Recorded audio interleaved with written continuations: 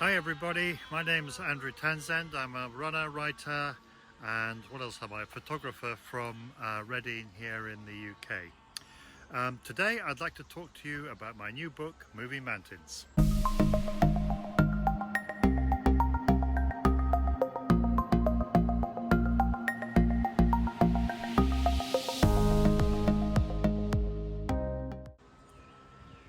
Moving Mountains is a book that I wrote to recount the story of my amazing trip when I ran from the Atlantic to the Mediterranean across northern Spain, in fact across the Spanish Pyrenees. I started on the west coast in the Atlantic and ended up in the Mediterranean. Well, not in the Mediterranean, near the Mediterranean, although I did go in. Anyway, I digress. What I thought I'd do is, because the book is published as paperback and on Kindle, with paperback it's very expensive to put pictures together.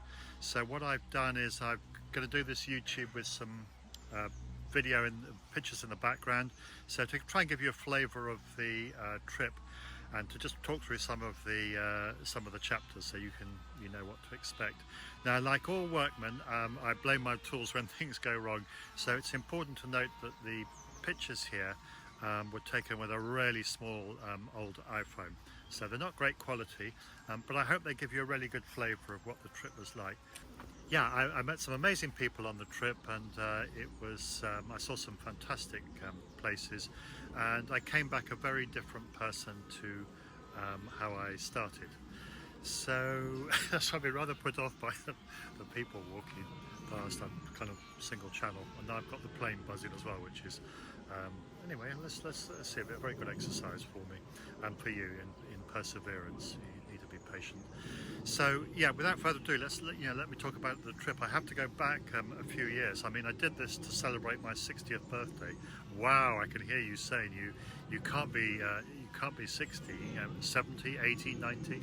But no, I did it to celebrate my 60th. But my story started before that, when I was in my mid-50s, when I was clinically obese and I walked with a stick, and I talk about that story elsewhere. But I changed my life, and this was really a culmination of a lot of running adventures. I'd done 8 marathons in 8 countries in 8 days, driving myself between each one. That was a world first.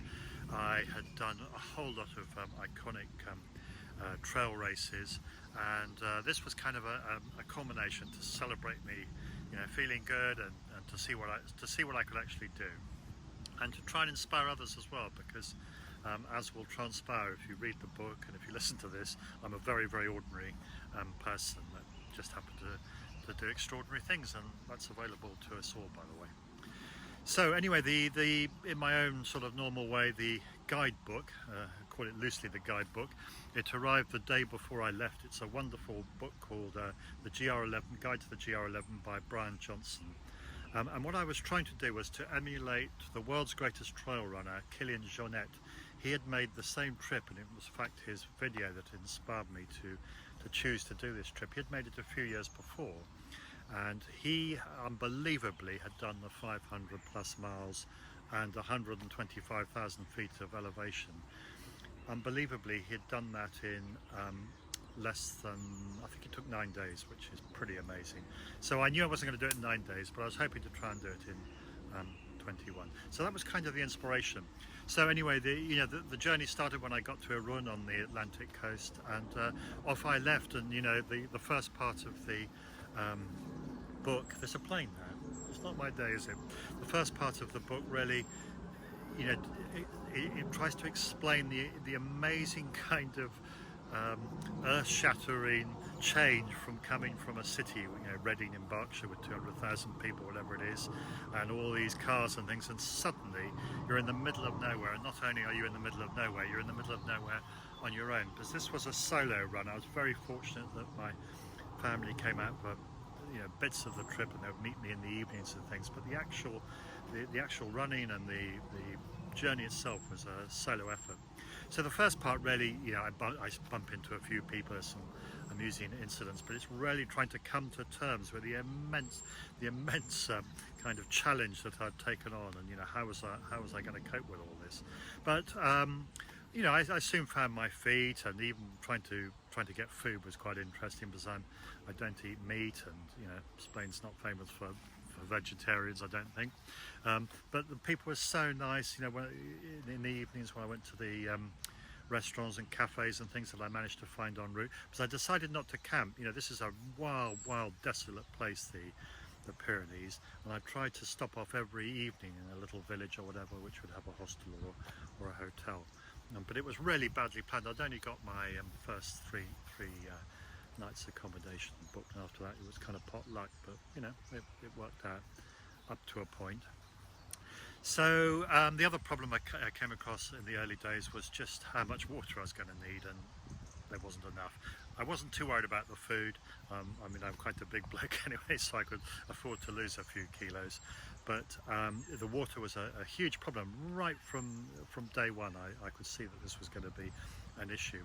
And the excellent guide does give you stopping off points, but of course they change year on year. You know, one year the stream might be running, one year it might not. But I was very fussy to start with. I looked back on it with amusement, because I would say, well, I'm not drinking out of that. You know, I'm sure a cow might be 5 miles up the stream and has dipped its paw in it. I'm not going to drink out of that. By the end, I'd have drunk out of a puddle. I was so thirsty.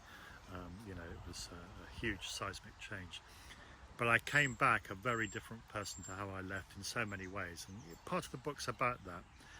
The book's not just, you know, got up, ran 25 miles, felt tired, went to sleep, aren't I wonderful.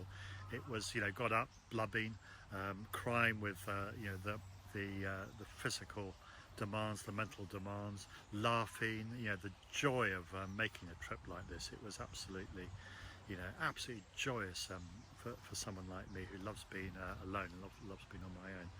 So anyway, the journey unfolded. I left Elizondo, and then I was really into Navarre and the you know, the trip proper, right in the Pyrenees by now. And Elizondo, I found out later, has got all kinds of tales about you know, witchcraft and things that go on there. But it was a lovely village, and it was so friendly, and you know, I was sad to leave there. But it, you know, I was trying to do like a marathon every day, although I didn't manage 21 days. It was actually 27 days, I think. But I thought that's okay. You know, it was an Everest a week, and you know, running 125 miles or something a week. So it was, you know, it was hard enough. So I just before I got to Andorra, I met my brother and sister-in-law. I'm sorry, I keep on looking up because there's some sap that's coming from a tree. Well, I hope it's sap, and it's falling on me, and I'm kind of agitated with lots of things, lots of noises going on. Which is why I find it so hard to make a video like this, because I want to look over there and I want to look up there, and I'm trying to channel in on this. Anyway, I digress, so come on, back to the point. Yeah, so I met my brother and sister-in-law, which was absolutely great, because you know, it was so nice to have a bit of support in the evening. I didn't have to carry my really heavy rucksack, which weighed, you know, 7.5 kilos. Trying to run with an extra 7.5 kilos is, you know, up these slopes is quite enough. But you know, I made that, and I got very lost a couple of times. I mean, once dangerously lost when it was coming up to nightfall, and it was, yeah, pretty hairy. It would have been you know, a difficult night on the mountain, but I somehow found my way back. You know, all roads lead down to the valley, and so that was okay. And then I waved goodbye to my brother and sister-in-law, and I headed off down the valley, because the snow was lying very low that year, and it would have been, yeah, madness to try and go up onto the Hautes Pyrenees route. So I went down in the valley and then up again, and you know, more adventures, lots of more getting lost, you know, starvation, dehydration, ants nests. And at one point I really thought, this is beyond me, I've got to give up. And you know, it's quite an amusing incident on why I didn't give up. And then the bête noire of the whole trip to me was trying to get into Andorra. I mean, it was, you know, I was advised by pretty well everyone I met, you know, don't go into Andorra with wearing a skimpy t-shirt and, you know, your shorts and rotting shoes, because you know, you need to have the proper gear. But of course I didn't take any notice of that full-heartedly. I'm not recommending you do that. And I got into Andorra, and you know, amazing kind of adventure getting into Andorra, and indeed running down the other side.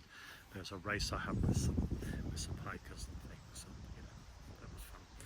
And then I met my sister well past Andorra, towards the end of the trip, I met my sister, who's christened the navigator of the trip, because she has a truly awful sense of direction. That she's a real intrepid person. You know, she climbed Kilimanjaro, as is my brother, and she's a real adventurer. And by now the trip was, it was getting really hot. It was well into high 20s.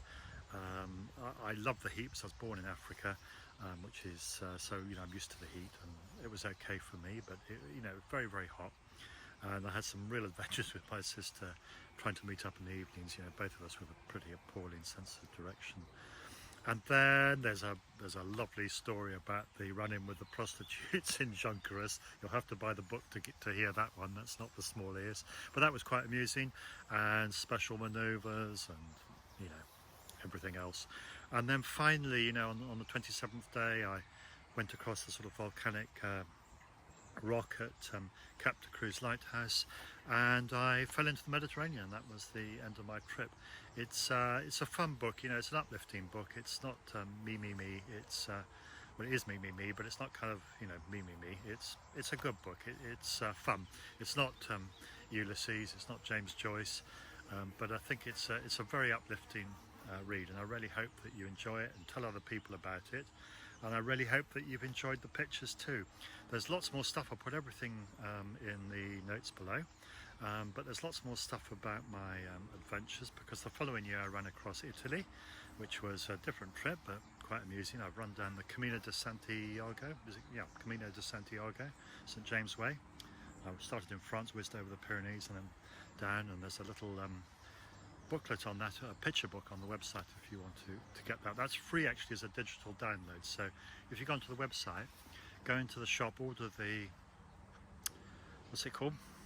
Spanish Steps. The digital version, it's free. If you just put NHS in the checkout, it's completely free, and it's like a happy book, nice book, lots of pictures, tall tales, that kind of thing. So I hope you've enjoyed this video. There's going to be some more videos. I do find it very, very difficult to talk to the camera, but I'm going to persevere like everything I do. I keep trying, and you have a good day. Thank you.